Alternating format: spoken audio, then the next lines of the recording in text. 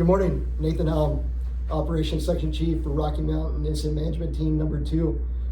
Today, March 32nd on our incident here, April Fools, April 1st here on our incident. Want to give you all an update with the weather. I'm sure you all are aware of the live around here. We have some moisture that came in the area. And for us in operations, this gives us a chance to regroup, get our resources kind of tidied up and get them trained up and ready for when things do dry out.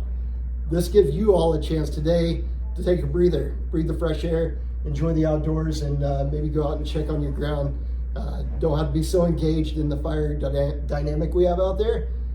This will give you a chance to actually regroup, refocus on what you got at home. And I'd expect that for the next 48 hours at least.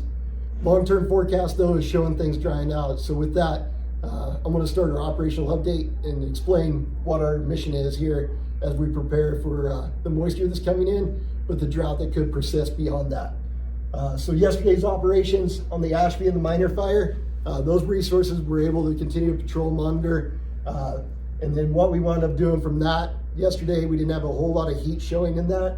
We wound up combining those two fires into one division supervisor, reduced the staffing on that, and they'll be out there today patrolling and monitoring. On Cottonwood fire, resources are timing out there. We're returning back home, slowly, progressively heading back to their home units. But we'll continue to patrol, monitor that on the Cottonwood fire. There were a couple areas of heat found in there from the smoke that was reported 3 days ago, but no threat of any escape in that area or anything coming outside the containment line. They're going to go back in there with the moisture coming in today and utilize that moisture to mop that up where that heat was, if it's still showing this morning. Also yesterday, we went back down and helped them out at Johnson Hill. After our morning briefing yesterday, they called us up and requested to come back down there. It was getting up into their corn stubble there. So that was one important lesson we learned as out of area firefighters, is that corn stubble, if it does burn, that will sterilize the soil and you won't be able to grow your crops for years. So that could be millions of dollars of revenue lost. So we've informed all of our firefighters about that. If we do get fire starting to move across our corn stubble or any of the, if you have like milo stubble out there as well, we'll get engaged on that and we'll make sure that we contain that as rapidly as we can so you don't wind up affecting your soils. So yesterday in Johnson Hill, they went down there and helped them out and was able to secure that area, help them out on that, and then they got re-engaged with their IA group. So that's our engagement in fires yesterday. We did have a fire reported in Sherman County. We had resources getting ready to head that way, but your local fire department caught that and put it out before we got there. So good job on them. And then 2 nights ago, there was heat or smoke reported north of Broken Bow. That was an old slash pit, essentially, tree debris, brush. And the local fire department was able to put that out before we got there as well.